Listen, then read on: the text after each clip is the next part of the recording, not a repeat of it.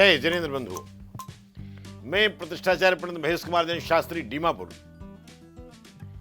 जैन जगत के अद्भुत अलौकिक अप्रतिम एवं ज्ञानवर्धक कार्यक्रम जानो और जीतो सीजन 2 जूनियर चैंप के सामने एक बार पुनः आपके सामने उपस्थित हूं। वर्धमान पिक्चर्स की प्रस्तुति है और आदिना टीवी चैनल पर इसको दिखाया जा रहा है। आपने पिछले सीजन में जो पहला सीजन था बहुत अच्छा ज्ञानवर्धन किया होगा, आपने शास्त्रों के रहस्यों को जाना होगा और आपको ये अनुभव हुआ होगा कि ये कार्यक्रम वास्तव में सबके लिए बहुत उपयोगी है। ऐसे कार्यक्रम मैं आपसे निवेदन करूंगा, इन कार्यक्रमों को देखते रहिए और हमारा उत्साहवर्धन अवश्य कीजिए। आप अपनी प्रतिक्रियाएं हमारे YouTube चैनल पर अवश्य लिखिए और हमारे यहाँ तक भेजिए, जो हमारे संपर्क सूत्र हैं उन तक पहुंचाइए। जानो और जीतो सीजन 2 जूनियर चैंप लेकर के उपस्थित हूं। हमारे सामने हैं प्रतिभागी के रूप में विजयनगर आसाम से कुशल कुमार जी। बहुत छोटी सी उम्र है, मात्र 11 साल। अपनी अभिषेक करने की उम्र से इनका जब 8वां जन्मदिन हुआ था तो इन्होंने जन्मदिन भगवान का अभिषेक सांधारा करके मनाया। धर्म के प्रति अच्छी खासी रुचि है। साधु भगवंतों को आहार दान देते हैं। जब भी उनके नगर में साधु भगवंत पहुंचते हैं और विभिन्न चीजों में पारंगत हुए हैं। पाठशाला तो अटेंड करते ही हैं। पाठशाला के साथ साथ में कभी कभी इनको अवसर मिलता है अगर मंदिर में तो मंगलाष्टक भी पढ़ करके बोलते हैं और शांतधारा भी करवा देते हैं। बहुत छोटी सी उम्र है, बहुत अच्छी उपलब्धि है। आइए मिलते हैं कुशल कुमार काला से। कुशल जी, जय जिनेन्द्र। जय जिनेन्द्र। आप आसाम से यहाँ आए हैं? जी हाँ। कहाँ से? असम से। नहीं, आसाम तो बहुत बड़ा है। आसाम में कहाँ से आए? असम गुवाहाटी विजयनगर से। गुवाहाटी विजयनगर से आए। कौन सी क्लास में पढ़ते हैं आप? मैं क्लास 5 में पढ़ता हूँ। क्लास 5 में। अच्छा अच्छा। तो हिंदी में पढ़ते हैं ना इंग्लिश में पढ़ते हैं? इंग्लिश पढ़ते हैं। तो वहाँ खाली हिंदी इंग्लिश स्कूल है ना और भी कोई भाषा वहाँ चलती है? हाँ, एक भाषा चलती है। कौन सी? असमीज। असमीज चलती है। तो आप प्रतिदिन स्कूल जाते हैं? हाँ। अच्छा, मंदिर भी जाते होंगे? हाँ। हर दिन जाते हैं? हाँ। अभिषेक करते हैं?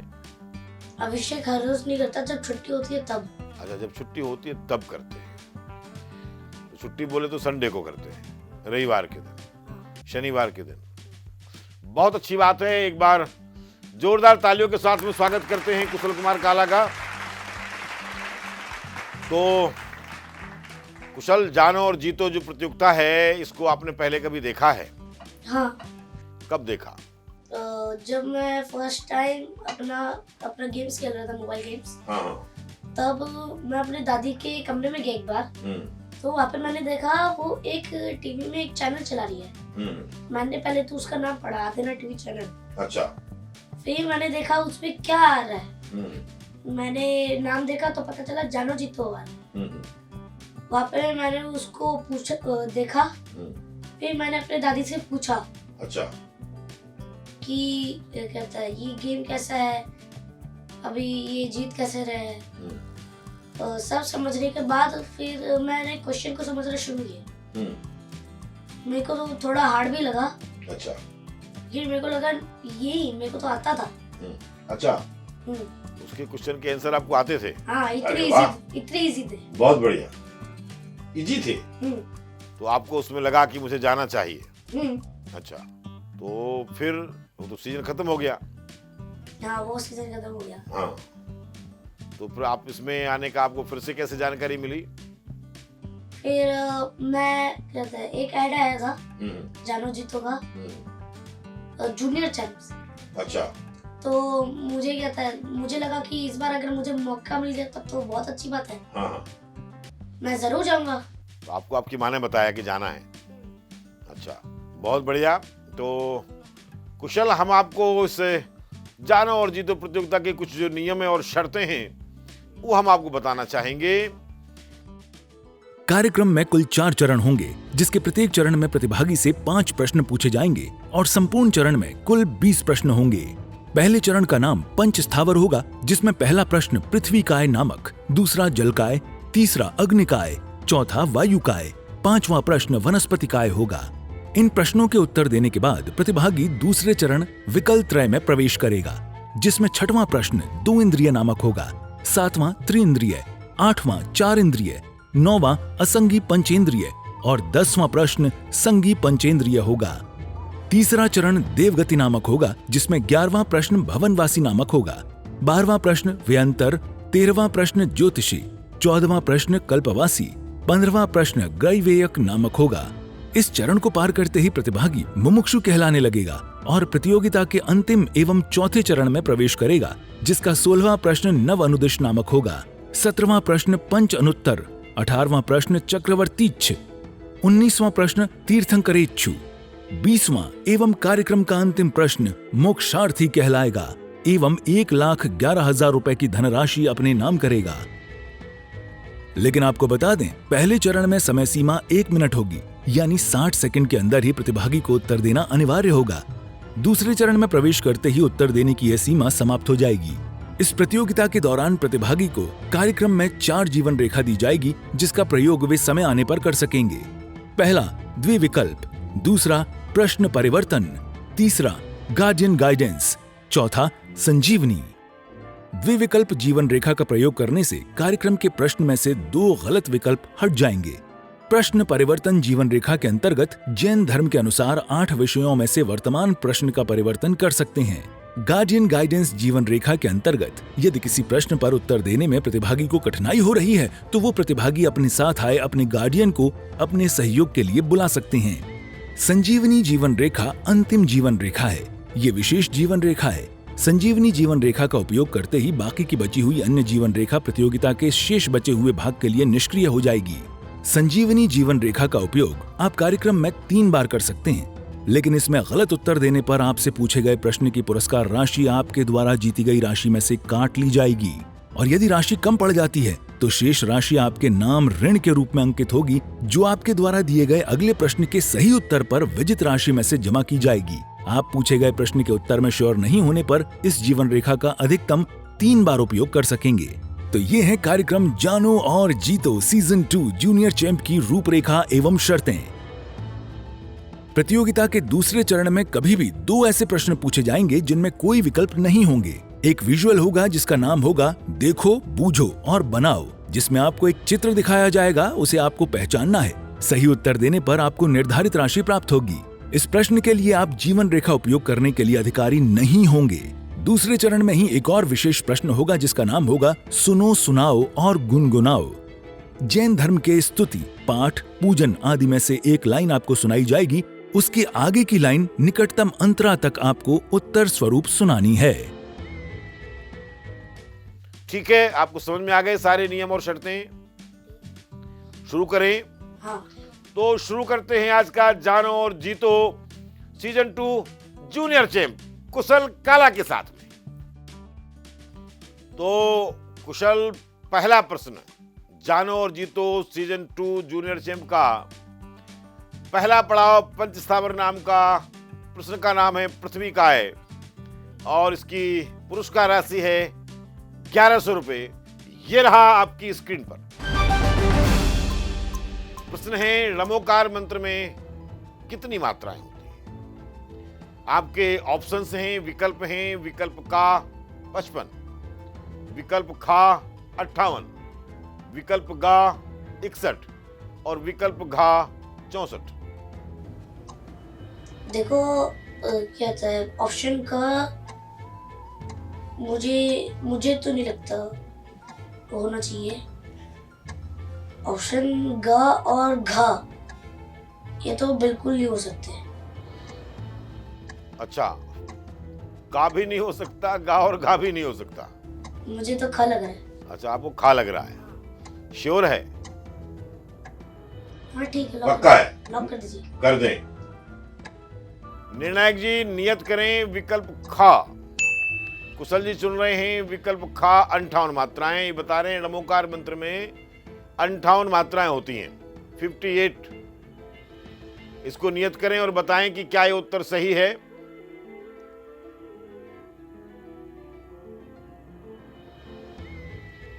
जी बिल्कुल सही उत्तर, बहुत बढ़िया, बहुत सुंदर। तो आपने इस प्रकार से 1100 मुद्राएं जीत ली है। आपको ये जो नमोकार मंत्र की मात्राएं हैं कुशल, ये आपको कैसे मालूम? आप पाठशाला जाते हैं या घर में पढ़ते हैं? आपको किसने बताया कि नमोकार मंत्र में इतनी मात्राएं होती हैं? तो हमारा जो पाठशाला है, अच्छा, आपके यहाँ पाठशाला है? तो उस पाठशाला में हम लोगों को अलग से जड़वाणी की किताबें दी जाती हैं। अच्छा। अलग अलग किताबें। तो उसमें कभी कभार पढ़ने पर हमें ये कहते हैं नमोकार मंत्र के बारे में भी पढ़ने को मिलता है। कभी कभार? हाँ, तो उसपे कहते हैं मात्राओं के बारे में, अक्षरों के बारे में, सबके बारे में बताया जाता है। बताया जाता है। कभी कभार बताया जाता है, रोज नहीं बताया जाता। तो आप नमोकार मंत्र कभी कभार पढ़ते हैं ना रोज पढ़ते हैं? वो तो रोज पढ़ते हैं। रोज पढ़ते हैं। कब कब पढ़ते हैं?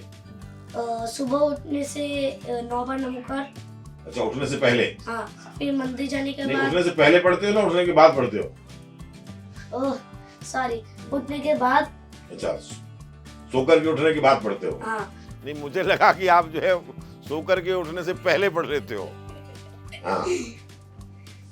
उठने के बाद पढ़ता हूँ मैं। उसके बाद जब मैं मंदिर जाता हूँ तब 9 बार नमोकार पढ़ता हूँ, या कभी कभार नमोकार की माला पढ़ लेता हूँ।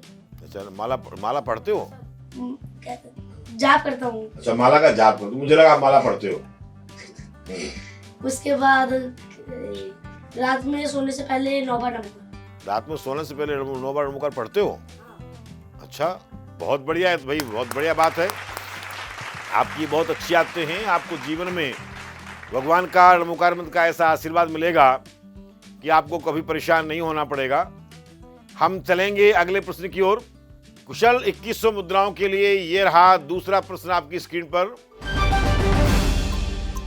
प्रभु पतित पावन में या पावन, यह दर्शन स्तुति जो है, इसके लेखक का नाम आपको बताना है। आपके विकल्प ये रहे, विकल्प का पंडित दौलत राम जी, विकल्प खा पंडित संतलाल जी, विकल्प ग पंडित बुद्धजन जी, और विकल्प घा पंडित दयानंद राय जी।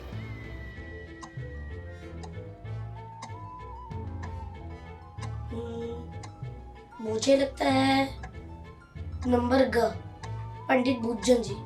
पंडित बुद्धजन जी, आपको ऐसा लग रहा है? पक्का है? नियत कर दें। हाँ। अगर आपको जरा भी डाउट है कि ये उत्तर गलत हो सकता है, तो आपके सामने 4 की 4 आपकी जीवन रेखाएं बाकी हैं। आप किसी भी जीवन रेखा का उपयोग कर सकते हैं। मुझे लगता है ये सही है। ये सही है, नियत कर दे। पक्का? जी निर्णायक जी नियत करें विकल्प गा। पंडित बुद्धजन जी ने प्रभु पद पावन में या पावन यह दर्शन स्तुति लिखी है, ऐसा कुशल जी का मानना है। कृपया बताएं कि उत्तर सही है या नहीं।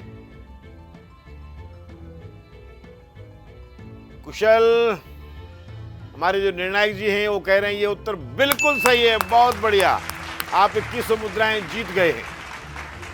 अच्छा कुशल, ये बहुत प्रसिद्ध स्तुति है और प्रायः करके सभी लोग जो मंदिर जाते हैं भगवान का दर्शन करने के साथ साथ में ये विनती जरूर पढ़ते हैं। कुछ लोग इसको विनती कहते हैं, कुछ लोग दर्शन स्तुति कहते हैं, कुछ लोग दर्शन पाठ कहते हैं, कुछ लोग इसको सिंपली भजन भी कहते हैं। तो ये जो विनती है, इसमें इसके जो लेखक हैं, इनका नाम आपको कैसे मालूम चला? जब हम प्रभु पतित पावन नया पावन पढ़ते हैं, हाँ, तब इसमें इसके कवि का नाम आता है। बुद्ध चाचहु तुम भक्ति भव दीजिए शिवनाथ जी। अरे वाह, इसमें इसका शॉर्ट नेम है। शॉर्ट नेम है? तो आपको ये पूरी स्तुति याद है? हाँ। आप सुनाएंगे हमारे दर्शकों को? ठीक है, सुनाइए। प्रभु पतित पावन में पावन शरण आयो शरण जी, बुद्ध जाचहु तुम भक्ति भव। सीधे पहली लाइन फिर आखिरी लाइन। भूल गए। चलो कोई बात नहीं, बहुत अच्छा प्रयास। हो गया, कंफ्यूज हो गया। कंफ्यूज हो गया, हाँ। कोई बात नहीं, बहुत अच्छा प्रयास है, हम लोग आगे बढ़ेंगे। देखिए, सामान्य सी बात है, कैमरे का सामना करना हर व्यक्ति के बूते में नहीं होता है। बड़े बड़े लोग जो है कैमरे के सामने जब आते हैं तो भूलने लगते हैं। कभी कभी मैं भी भूलने लगता हूं, इसलिए आप विकल्प मत कीजिए। कुशल के लिए सामान्य बात है, पहली बार कैमरे का सामना कर रहा है, भूल सकता है, और इसको याद है तो भी अच्छी बात है और याद नहीं है तो भी अच्छी बात है। आप अपने बच्चों को ये विनती जरूर याद करवाइएगा, उनको बोलिएगा कि मंदिर जाएं तो ये विनती जरूर पढ़ें। तो कुशल, नर्वस होने की आवश्यकता नहीं है, बिल्कुल घबराने की आवश्यकता नहीं है। हाँ, आपको कोई भी कुछ कहने वाला नहीं, कोई कुछ करने वाला नहीं है। प्रश्न बड़े सरल हैं, और यदि आप मंदिर जाते हैं, पाठशाला जाते हैं, घर में आपके जो पेरेंट्स हैं या ग्रैंड पेरेंट्स हैं आपको बताते हैं, पढ़ाते हैं, तो आपको ये जो प्रश्न है इनके उत्तर बहुत सरल लगेंगे। हाँ, यदि आप मंदिर नहीं जाते हैं, पाठशाला नहीं जाते हैं, नहीं पढ़ते हैं, आपके ग्रैंड पेरेंट्स आपको नहीं बताते हैं, तो प्रश्नों के जो उत्तर है वो कठिन लगने वाले हैं। हमारे जो दर्शक हैं, हम आप सबसे निवेदन करना चाहेंगे कि आप अपने नौनिहालों को, जो आपके घर में छोटे छोटे बच्चे हैं, उन्हें धर्म के संस्कार अवश्य दीजिए। मंदिर जाना है, कैसे जाना है, क्या करना है, और यदि आपके नगर में पाठशाला चलती है तो अपने बच्चों को पाठशाला लेकर के अवश्य जाइए।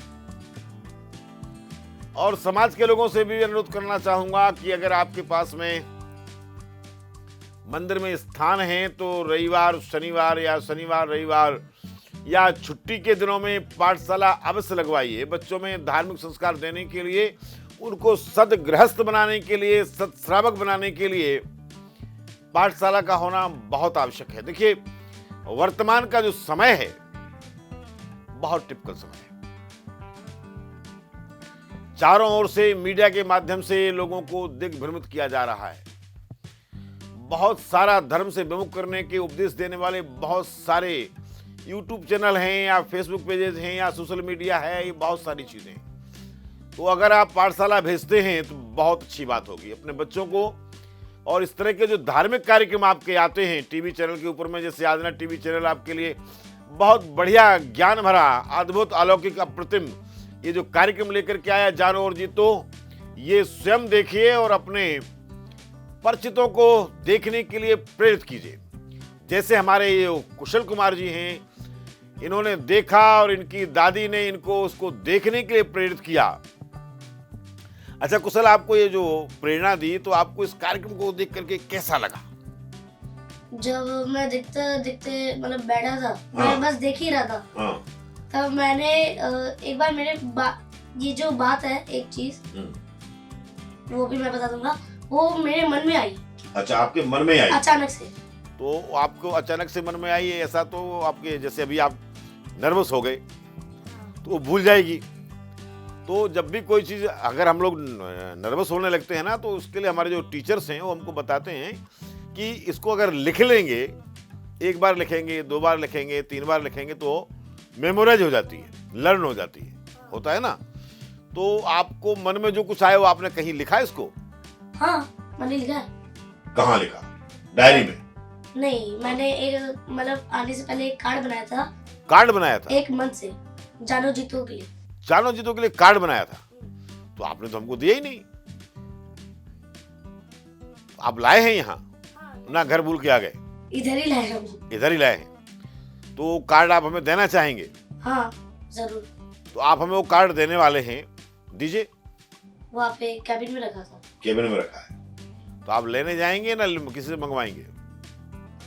मैं मंगवाना चाहूंगा। मंगवाएंगे। भैया निर्णायक जी, कुशल जी अपने जानो जीतो टीम के लिए एक कार्ड लेकर के आए हैं, और जहां हमारे जो गेस्ट की बैठने की व्यवस्था है गेस्ट रूम में, वहां वो कार्ड रखा हुआ है, कृपया उसे मंगवाया जाए।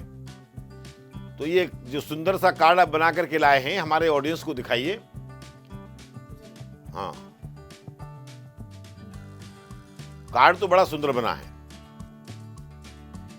तो ये जो कार्ड है ये हमारे लिए है ना, आप उसको वापस लेके जाएंगे? आपके लिए ही है। लाइए आप हमारा कार्ड हमें दे दीजिए। बहुत सुंदर कार्ड है ये, देखिए आप लोग इसको देख सकते हैं। इस बालक ने अपने हाथों से प्रयास किया है और कुशल हम इसको पढ़ना चाहेंगे। वाह भाई वाह, ये तो बहुत बड़ा आपने लिखा है। अरे बाप रे बाप, ये तो देखिए इतना ज्यादा इन्होंने लिखा है, ये पूरा का पूरा पेज भरा हुआ है। इसके अलावा इन्होंने इसके पीछे में भी पूरा जैसे एक कहानी स्टोरी लिख कर के लाए हों। और इसके बाद में ये जो ये लिख रहे हैं, thank you so much to the whole team. हमारी जानो और जीतो टीम के लिए इन्होंने धन्यवाद ज्ञापित किया है। कुशल, इसको पढ़ने का समय हमारे पास में नहीं है, तो आप इसमें जो कुछ लिख कर के लाए हैं बहुत शॉर्ट में आप हमें बता दीजिए कि आप इसमें क्या लिख करके लाए। बहुत बहुत धन्यवाद।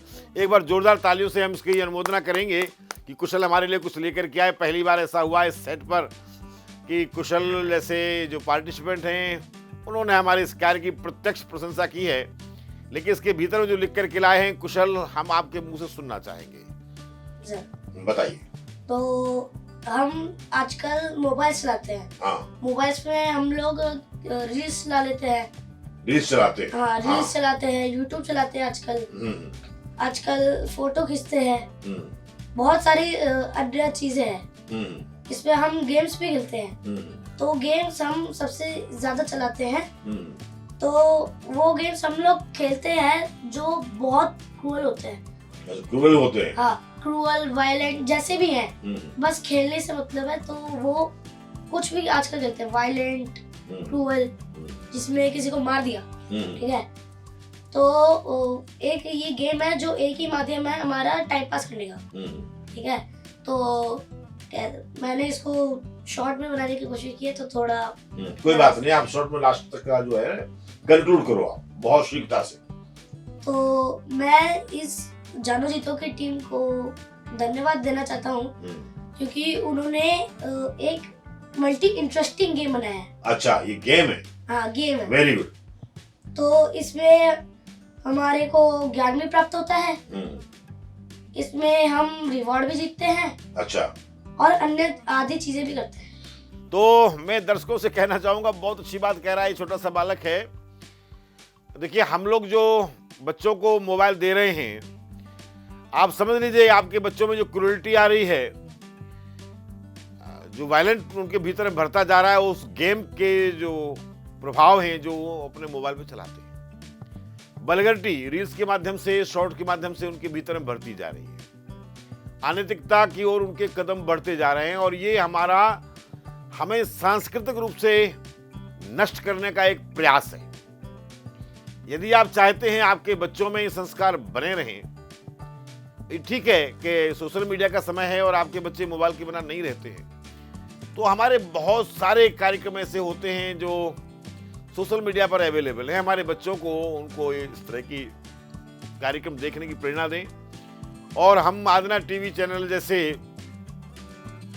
देश के नामी ग्रामी जो धार्मिक सेवा प्रदान कर रहे हैं जन समाज को, उनसे कहना चाहेंगे कि इस तरह के छोटे छोटे कार्टून वीडियो बनवाएं और अपने टीवी चैनल पर चलाएं भी और अन्य माध्यमों से इसका प्रचार प्रसार करें, जिससे कि छोटी छोटी कहानियों के माध्यम से, टीवी, मोबाइल के माध्यम से, यूट्यूब के माध्यम से लोगों को जैन धर्म के विषय में जानने का, अपने पुरातन संस्कृति, पुरातन संस्कारों के प्रति बना रहने का, और उनके भीतर में जो हिंसा, कुशील, झूठ, चोरी, इसके प्रति जो भावना बढ़ती जा रही है, हमारे बच्चे उनसे दूर हों। जो 4 प्रकार की जो विकथाएं हैं, उन विकथाओं में उनकी प्रवृत्ति देखी जा रही है, उससे हमारे बच्चे दूर हों। उसके लिए हमें ऐसे कार्यक्रम लेकर के आने की बहुत नितांत आवश्यकता है। हम बहुत बहुत धन्यवाद देते हैं कुशल को, जिन्होंने एक बहुत अच्छा सा सुंदर सा कार्ड हमें भेंट किया। हम कुशल आगे बढ़ेंगे। आपने अभी तक 2100 मुद्राएं जीती हैं, 2 प्रश्नों का सही उत्तर दिया है। तीसरे प्रश्न जिसकी पुरस्कार राशि है 3100 रुपये, उसको आपके सामने लेकर के आ रहे हैं। ये रहा आपकी स्क्रीन पर। भगवान की प्रतिमा के हृदय में जो चिन्ह बना होता है उसे कहते हैं। आपके विकल्प ये रहे, विकल्प का सातिया, विकल्प खा तालवृंत, विकल्प गा आशिका, विकल्प घा श्रीवत्स।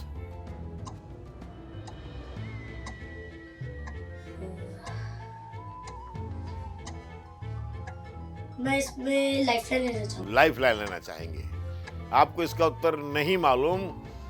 आपकी चारों जीवन रेखाएं जीवंत हैं। द्विविकल्प, प्रश्न परिवर्तन, गार्जियन गाइडेंस और संजीवनी। कौन सी लेना चाहेंगे? मैं प्रश्न परिवर्तन लेना चाहूँगा। आप प्रश्न का परिवर्तन करना चाहेंगे। जी निर्णायक जी, इस प्रश्न को हटा करके कुशल जी के लिए नया प्रश्न प्रस्तुत किया जाए। उनके लिए इस प्रश्न का उत्तर देना कठिन है, तो कृपया नया प्रश्न यहां स्क्रीन पर उपस्थित करें। कुशल जी, इस प्रश्न के स्थान पर नया प्रश्न ये रहा। आप भगवान पुष्पदंत का चिन्ह। विकल्प हैं आपके। विकल्प क बैल, विकल्प ख बंदर, विकल्प ग स्वस्तिक और विकल्प घ मगर। ठीक है, मैं सोच सकता हूँ अभी थोड़ा। हाँ सोचो। समय 1 मिनट है, उसकी लिमिटेशन है 60 सेकंड। आप जो जितना सोचना है 60 सेकंड में उतना सोचो। मैं नंबर घ मगर। मगर। मगर क्या? नंबर घ मगर। मगर। तो मगर क्या? मगर मगरमच्छ। अच्छा मगरमच्छ। इसको फाइनल कर दें। जी निर्णायक जी, नियत करें। विकल्प घा मगर भगवान पुष्पदंत का चिन्ह है। मगर ऐसा कुशल जी का कहना है। बताएं आप, क्या इनका उत्तर सही है? जी बिल्कुल सही उत्तर। बहुत बढ़िया। भगवान पुष्पदंत का चिन्ह मगर। आपने 3100 मुद्राएं जीत ली। एक जीवन रेखा आपने उपयोग में ले ली। प्रश्न परिवर्तन। अब आपके पास में मात्र 3 जीवन रेखाएं बची हैं। द्विविकल्प, गार्जियन गाइडेंस और संजीवनी। लेकिन हम कुशल पहले वाले प्रश्न के ऊपर में चलेंगे। जो पिछला प्रश्न था, प्रश्न आपसे पूछा गया था कि भगवान की प्रतिमा का जो हृदय है उसमें एक चिन्ह बना होता है, उस चिन्ह को क्या कहते हैं? सातिया, तालवृंत, आशिका और श्रीवत्स। इसका कोई पुरस्कार राशि नहीं है और ना इसका आपको कोई हानि होने वाली है। अगर उत्तर सही होगा तो इनाम नहीं मिलेगा और गलत होगा तो आपको नुकसान नहीं होगा। लेकिन इस प्रश्न का उत्तर हम आपसे बोलेंगे कि इन 4 में से आप अगर चुनते तो क्या चुनते? मैं तालवृंत चुनता। नंबर खा। आप नंबर खा तालवृंत चुनते। निर्णायक जी बताएं, क्या ये उत्तर सही होता?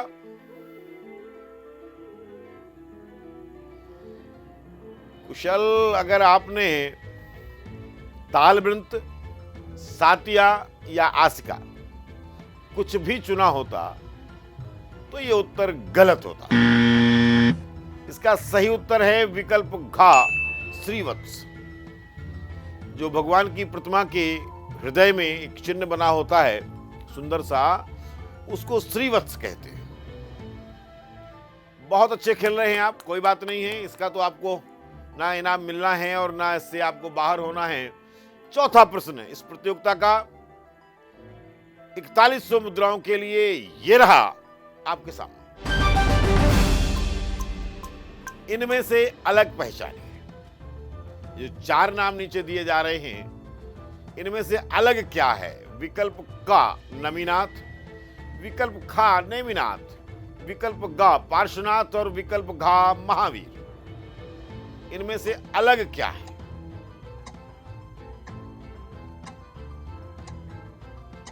या अलग कौन है? अगर आपको उत्तर नहीं मालूम हो तो जीवन रेखाएं आपकी 3 बाकी हैं। द्विविकल्प, गार्जियन गाइडेंस और संजीवनी।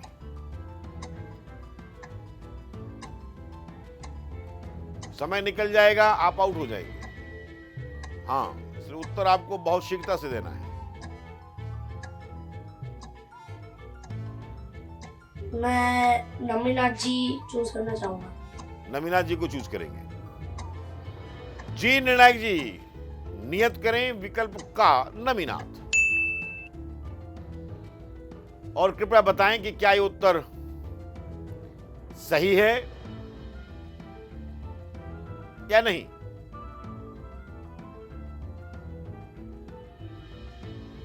कुशल, आपने ये जो नमीनाथ का नाम चुना है, क्या सोच के चुना है?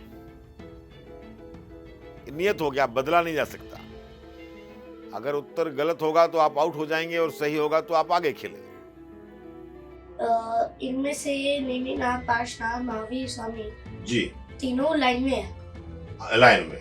हाँ, नमीनाथ सबसे पहले है, हाँ, तो वो सोच के मैंने कहा नमीनाथ जी।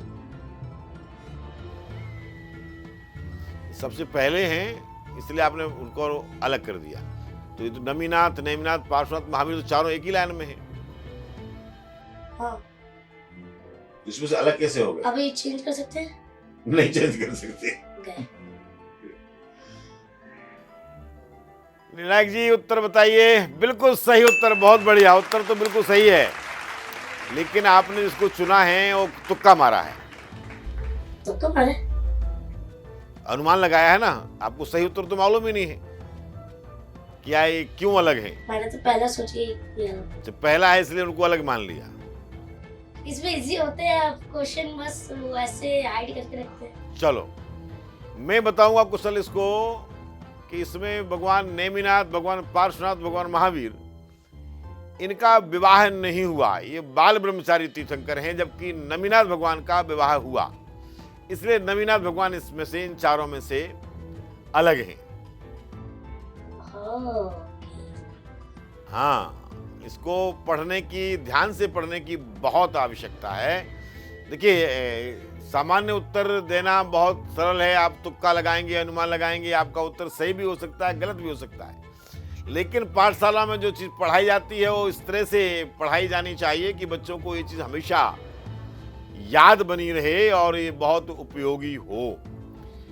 हम कुशल इस पड़ाव के 5वें प्रश्न की ओर बढ़ रहे हैं।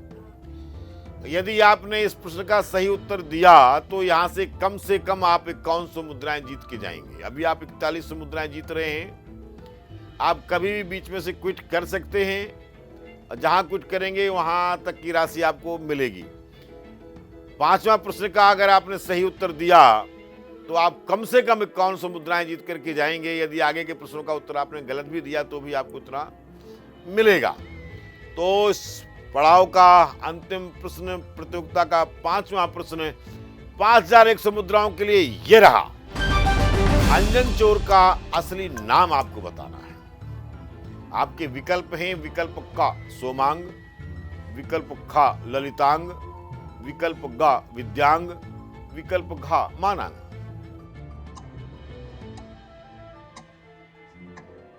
मुझे लगता है नंबर ख। आपको लगता है नंबर ख सही ऑप्शन? क्या करें, इसको नियत कर दें, निर्धारित करें, फिक्स करें या संदेह है? फिक्स कर दें। पक्का ना? फिर बाद में मत पूछना कि हम इसको बदल सकते हैं क्या। हाँ, नहीं बोलोगे? नहीं बोलूंगा। पक्का? नंबर ख ललिता। विकल्प खास चुन रहे हैं निर्णायक जी कुशल। कृपया इसे नियत करें और बताएं क्या ये उत्तर सही है? बिल्कुल सही उत्तर, बहुत सुंदर, बहुत बढ़िया। अंजन चोर, इनका असली नाम ललितांग। ऐसा कहते हैं कि कश्मीर जो है, कश्मीर में एक विजयनगर नाम का राज्य था। अरे वाह, आप भी विजयनगर से आए हो। और ये ललितांग जो है ये भी विजयनगर का था। तो विजयनगर के राजा अरिमथन नाम था उनका, अरिमथन। उनका ये इकलौता पुत्र था, नाम था ललितांग। जैसे सभी बच्चों की पढ़ाई वगैरह होती है ना, वैसे ही ललितांग की भी पढ़ाई लिखाई प्रॉपरली गुरुकुल में, उसमें उस जमाने में गुरुकुल चला करते थे, और उस गुरुकुल में ललितांग की भी पढ़ाई लिखाई प्रॉपरली हुई। गुरुकुल की पढ़ाई पूरी करने के बाद में जब वो नगर में वापस आया, राजा का इकलौता बेटा होने से कोई चीज की कमी नहीं थी, गलत संगति में पड़ गया। और अपराध करने लगा, लोगों को सताने लगा। युवराज होने की मद में ये गलत करने लगा। ऐसी स्थिति में एक दिन उसके द्वारा उसके जो साथी थे उनमें रथों के माध्यम से दौड़ की होड़ लगी। जैसे हम लोग रेस लगाते हैं ना, वैसे कार से रेस लगाते हैं, मोटरसाइकिल से रेस लगाते हैं, ऐसे ही उसमें ललितांग ने अपने रथ से रेस लगाई और आगे निकलने के चक्कर में एक गरीब व्यक्ति का पुत्र उस रथ के नीचे आकर के मर गया। उस समय न्याय व्यवस्था बहुत कठोर थी। राजा ने ललितांग को मृत्युदंड दिया। इकलौता पुत्र था, संपूर्ण सभासद। राज्य के लोगों ने राजा से निवेदन किया कि मृत्युदंड ना दिया जाए, तो उसको दंड दिया राज्य से निकल जाने का। अब वो राज्य से निकल गया। तो कुशल, आपने अंजन चोर का असली नाम ललितांग है, आपको जानकारी है, तो आप हमें बताएंगे कि उसका नाम अंजन चोर कैसे पड़ा? बता सकते हैं? हाँ, बता सकते हैं। जरूर। तो जब उसको राज्य से निकाला गया, हाँ, तब सबको उसका नाम पता था, उसका नाम ललितांग था। हाँ, ये ऐसे कहानी में है, क्योंकि ये यूट्यूब में नहीं है, तो मैं पाठशाला में भी पढ़ाया गया था। तो ये ललितांग था इसका असली नाम। लेकिन जब ये राज्य से निकल के गया, तब एक बूढ़ी महिला रास्ता क्रॉस करी थी, लेकिन उसको डर लग रहा था, तो उसने ललितांग से मदद मांगी।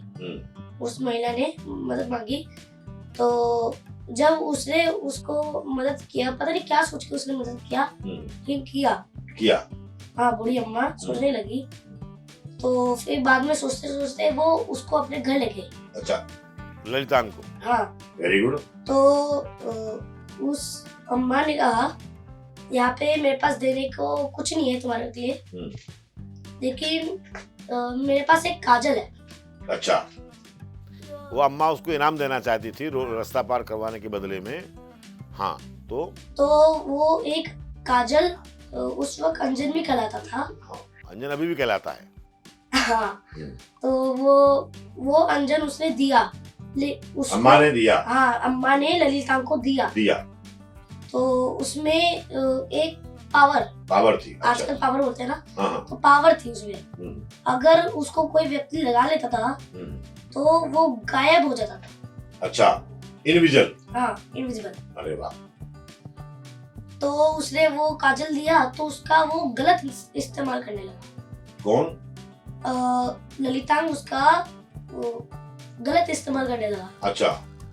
तो वो कभी किसी के घर से चोरी करता, कभी किसी के घर से चोरी करता। अच्छा, अंजन लगा करके। हाँ, तो वो राजगीर में इसीलिए इसका नाम अंजन चोर पड़ गया। बहुत बढ़िया, अच्छी कहानी सुनाई भाई। हमारे कुशल को एक कहानी भी याद है। इसके आगे कहानी आप लोगों को मालूम होगी कि किस प्रकार से सोमदत्त सेठ ने इसको आकाशगामिनी विद्या सिद्ध करने का विधि पूछी, और सोमदत्त सेठ वहाँ विद्या सिद्ध कर रहे थे शमशान में। ध्यान रखना, शमशान में विद्याएं सिद्ध करने के लिए भी लोग जाते थे, और सामायिक करने के लिए भी वारिशरण कुमार जैसे लोग शमशान में जाते थे। जो वर्तमान में सब कहा जाता है कि शमशान में जाकर के सामायिक क्यों करते हैं, भगवान महावीर स्वामी ने भी उज्जैन के शमशान में जाकर के मुनि अवस्था में सामायिक की थी। सारा प्रसंग शास्त्रों में है, इसलिए इस बात को अगर कोई साधु भगवान शमशान में जाकर के ध्यान करते हैं, साधना करते हैं, या कोई श्रावक वहां जाकर के ध्यान साधना करते हैं, तो इसको ढोंग या आडंबर नहीं कहा जाना चाहिए। ये वहां चूंकि एकांत होता है, साधना वहां बहुत दृढ़ता से होती है और शीघ्र फलदायी होती है। साधना करने के लिए अगर कोई जाता है, सामायिक करने के लिए जाता है, तो कोई शास्त्रीय आधार पर उसको गलत नहीं है। और सोमदत्त सेठ जब वहां साधना कर रहे थे, तो उस समय अंजन चोर रानी का हार चुरा करके भाग रहा था। सिपाही पीछे थे, अंजन चोर अदृश्य था, लेकिन हार की चमक के कारण से वो दिखाई दे रहा था सिपाहियों को कि हार भागा जा रहा है। चोर तो नहीं दिख रहा था, लेकिन हार दिख रहा था उसकी चमक के कारण। तो उसने जाकर के वहाँ सोमदत्त को पूछा, रे भाई तुम क्या कर रहे हो? बोले मैं ऐसी ऐसी आप विद्या, आपको सब मालूम है, आप सब जानते हैं, मैं पूरी कहानी में आपका जाकर के इतना वो सब नहीं करूँगा, लेकिन वहाँ जो ये कहा जाता है आणम ताणम कुछ नहीं जानम सेठ बचन प्रमाणम, ये जो उक्ति है ये उक्ति सत्य नहीं है, क्योंकि ललितांग ने बचपन में गुरुकुल में नमोकार मंत्र को पढ़ा था, जानता था, इसलिए उसने कहा कि मैं सेठ तुम्हारे वचनों को प्रमाण करता हूं, लेकिन मेरे पास में इतना समय नहीं है, पीछे पुलिस आ रही है, मुझे पकड़ लेगी और सूली पे टांग देगी, इसलिए मैं एक झटके में 108 बार मंत्र पढ़ना था, उसने एक झटके में एक बार में कि मुझे सेठ जिंदत के वचन प्रमाण हैं और अगर उनकी बात सही है तो मुझे आकाशगामी विद्या सिद्ध होगी, और उसने सारी की सारी 108 रस्सियों को एक बार में काट दिया, उसको आकाशगामी विद्या सिद्ध हुई और वो जिंदत सेठ के पास में अकृत्रिम चैत्यालयों में दर्शन करने के लिए, उनसे मिलने के लिए पहुंचा। बाद में उसने दीक्षा ली और मोक्ष गया। उसके मोक्ष जाने का स्थान सूरत के पास में अंजनगिरी पर है, वहां सुंदर से उसकी नदी के बीच में चरण बने हुए, छतरी बनी हुई है। मैं वहां जाकर के दर्शन करके आया हूं, आप लोग एक बार अवश्य जाइएगा, दर्शन कीजिएगा। कुशल आपने यहाँ 5100 मुद्राएं जीतनी, पहला चरण पार कर लिया, हम आगे बढ़ेंगे दूसरे चरण की ओर। बहुत सुंदर कुशल, हम लोगों ने 5 प्रश्नों का सही उत्तर प्राप्त किया है, आपने पहला चरण पार कर लिया है। ये जो प्रश्न हम आपसे पूछने वाले हैं, जो अगला प्रश्न है दूसरे पड़ाव का पहला प्रश्न 6100 मुद्राओं के लिए, इस प्रश्न की खासियत यह है, विशेषता यह है कि इसमें कोई विकल्प नहीं है। इस प्रश्न का नाम है देखो, बूझो और बताओ। एक चित्र आपके सामने स्क्रीन पर आने वाला है, उसको देख करके आपको बताना है ये चित्र क्या है, कहां का है, इसका मतलब क्या है, यदि आपको मालूम है तो। लेकिन इस चित्र में क्या है ये तो आपको बताना ही है। अगर आप ये बता पाएंगे तो उत्तर सही होगा। लीजिए चित्र ये रहा कुशल आपकी स्क्रीन पर। ये तो क्या नाम था इसका, ये चल चैत्यालय है। ये चल चैत्यालय है। हाँ। आपने देखा है इसको? हाँ। अच्छा, आप वहां गए हो जहां रखा हुआ है? नहीं, आज तक गया तो नहीं। हाँ, फिर आपने कैसे जाना? लेकिन इसकी एक कहानी है जो मैंने सुनी है। अच्छा, कहानी आपने सुनी, आप किसने सुनाई? मेरे नाना जी ने बहुत समय पहले सुनाई थी।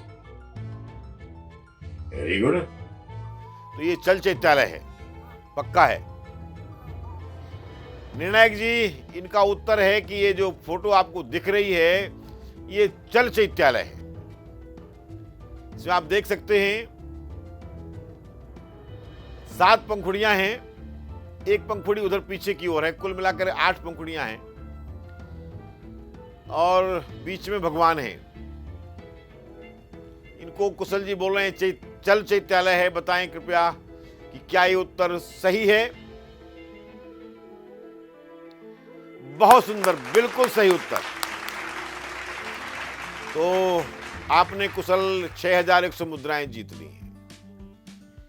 आप हमें इसकी कहानी सुनाने वाले थे, आपने सुनी है नाना जी से।